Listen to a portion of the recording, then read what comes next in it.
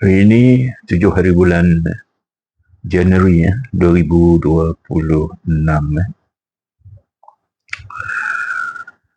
Dalam sosial media, baik di TikTok, di YouTube, di Facebook dan sebagainya, kita dengar ramai orang yang tidak puas hati dengan kerajaan Madani.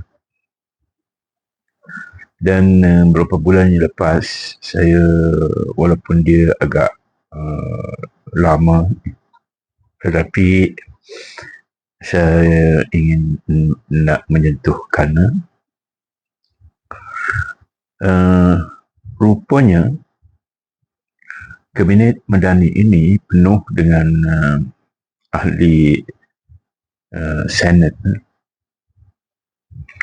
Apakah tanda-tanda begitu ramai ahli Senat dilantik oleh kerajaan Madani untuk menganggotai kabinet beliau? Untuk saya, ini tanda-tanda jelas bahawa ada konflik politik secara psikologi yang berlaku. Contoh, konflik dalam UMNO yang belum selesai sejak PRU 14, perpecahan dan ketidaksefahaman dalam Perikatan Nasional, ketegangan dan ideologi dan strategi dalam DAP, hubungan parti komponen yang lebih bersifat Pakatan Survival daripada perkongsian nilai. Ini bukan gabungan informasi tuan-tuan dan puan-puan, tetapi gabungan keperluan sementara.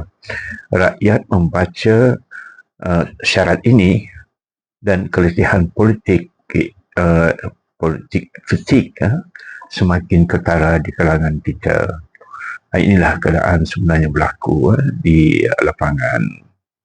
Jadi sebab itu seolah-olah ada juga kedengaran bahawa Amanah mengatakan mereka tidak berkurangan wakil untuk dilantik sebagai menteri atau malah menteri agama, tetapi mereka memilih untuk melantik seorang senator dari Sabah. Katanya seorang aktivis, tapi pada hakikatnya bukan. Dalam keadaan sebegini, apakah risiko kerajaan pada hari ini melantik peralihan kuasa tetapi penolakan sayap? Bahaya sebenarnya PRU bukan siapa menang atau kalah, PRU 14 nanti kalah, tapi rakyat tidak turun mengundi. Itu salah satunya. Saya rasa golongan yang paling berisiko untuk menjauh diri adalah pengundi muda, pengundi bandar, pengundi kelas pekerja dan pendapatan sederhana, pengundi-pengundi yang orang kata yang pernah percaya kepada agenda reformasi. Apabila rakyat melihat semula blok politik sibuk menyusun strategi kuasa tetapi gagal menyentuhkan realiti hidup harian mereka, maka pilihan mereka tidak bukan nak menukar kerajaan tapi meninggalkan sistem.